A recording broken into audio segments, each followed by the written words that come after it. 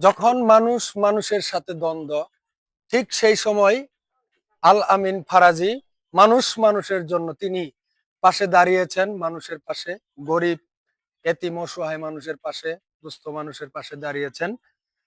উনার পক্ষ থেকে আমরা পরিচালনায় সামিউল ভাই, আমি, আবু রায়হান, ওনাদের পরিচালনায় আমরা ইতিমধ্যেই আপনারা দেখতেই পাচ্ছেন আমরা ত্রাণ সামগ্রী তুলে দিচ্ছি। ত্রাণ সামগ্রী তুলে দেওয়ার আগে আমি ওনার মুখ থেকে কিছু শুনতে চাচ্ছি, ওনার পরিবার সম্পর্কে। রশেদা খাতুন, ওনার পরিবার সম্পর্কে আপনি কিছু বলেন, আপনার পরিবার সম্পর্কে।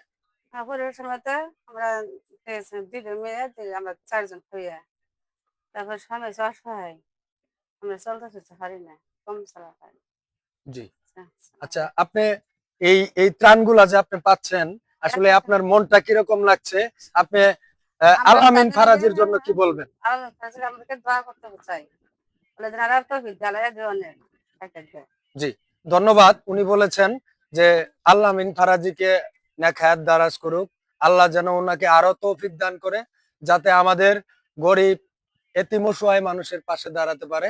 সেই সাথে আমি আরো একটি কথা বলতে চাই, আমাদের সারা বাংলাদেশে যত শিল্পপতি বা বিদেশি যোদ্ধারা রয়েছেন, আমি আহ্বান জানাবো প্রত্যেকে গ্রামের জন্য এগিয়ে আসুন, আমরা গরিব এতিম অসহায় মানুষের পাশে দাঁড়াই। সকলকে ধন্যবাদ। ভাই ধরো, শর্ট নেও, ছবি নেওয়া।